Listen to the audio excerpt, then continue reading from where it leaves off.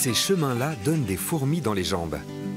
En France, on compte près de 370 GR, des chemins de grande randonnée. Mais une poignée de ces sentiers valent particulièrement le détour. Cap à l'ouest dans le Finistère.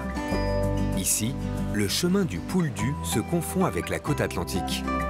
Une ligne de terre entre le vert des champs et le bleu de l'océan qui sert d'inspiration à de nombreux artistes. Stéphane et Nicolas sont des musiciens, enfants du pays. Ils cherchent l'endroit idéal pour pratiquer leur art. T'as vu le cadre ici? C'est merveilleux. Ah, ça va être très merveilleux. Il n'y a pas trop de monde encore, il fait bon. Ouais, voilà, on ne dérangera personne. Là, puis... ouais. On se laisse porter par le chemin et par le son des vagues, le son du ressac. La cornemuse s'appelle un biniou. La flûte, c'est une bombarde. Deux instruments de musique traditionnels de la culture bretonne, très appréciés des promeneurs du Pouldu.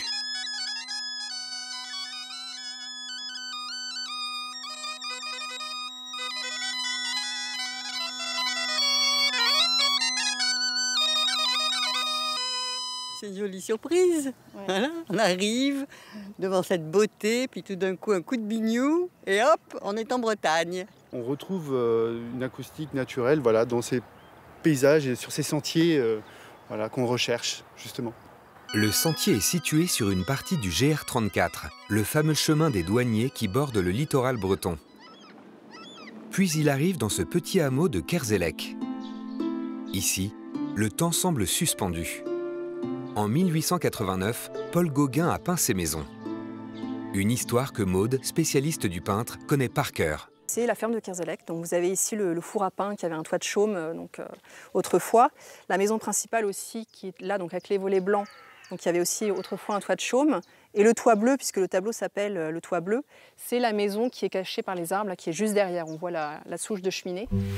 Beaucoup plus au sud, dans les Cévennes, le GR70. Ici, ce n'est pas un peintre, mais un écrivain qui a laissé sa trace. En 1878, l'auteur de L'île au trésor, Robert Louis Stevenson, se lance dans une expédition de 12 jours sur ce sentier, accompagné de son ânesse Modestine. Aujourd'hui, le chemin porte le nom de l'écrivain et l'on y croise toujours des ânes. Il avait les pieds un peu sales, du coup, on lui nettoie tout ça. La famille Legrand se prépare à 2 jours d'aventure et une trentaine de kilomètres aux côtés de ce guide à 4 pattes. C'est une chose qu'on voulait faire depuis déjà quelques années et puis on s'est lancé, on a dit faut y aller, il faut y aller, donc voilà. Le GR70, c'est plus de 6000 marcheurs chaque année, sans compter les ânes. Quelques minutes après le départ, l'animal va vite leur rappeler le sens d'une expression « têtu comme un âne ». Il veut goûter, aller trop vite aussi des fois. Et donc toi tu dois faire quoi? Le retenir. Voyager avec un animal, c'est une philosophie différente. Et devant les yeux, des décors qui défilent plus lentement.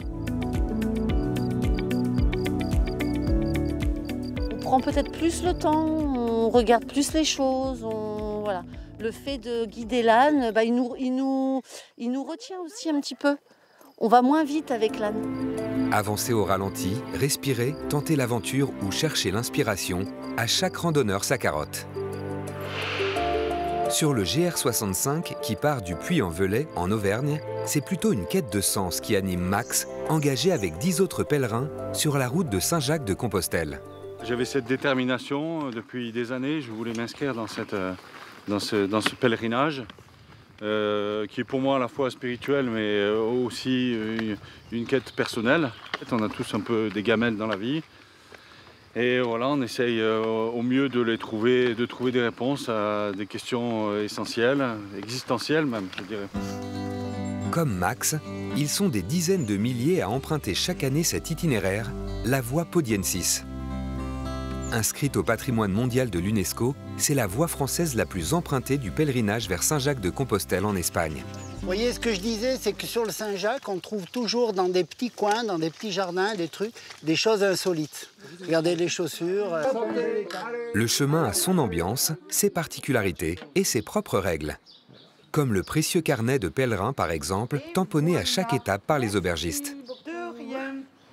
Un petit tampon. Quand vous arrivez au bout du chemin, notamment à Saint-Jacques-de-Compostelle, on vous délivre un Compostela qui vous atteste donc comme quoi vous avez bien fait tout le sentier de Saint-Jacques. L'arrivée à Conques, village médiéval emblématique du chemin, est déjà une récompense. Après 200 km et 12 jours de marche. Je suis heureux, je l'ai fait, je ne savais pas si j'étais capable de le faire et j'arrive dans un site qui est de toute beauté, qui est remarquable et c'est le bonheur. Au pied de la célèbre abbaye, on profite d'une pause salutaire avant de reprendre son sac à dos et repartir bientôt le pied léger sur l'un des plus beaux chemins de randonnée de France.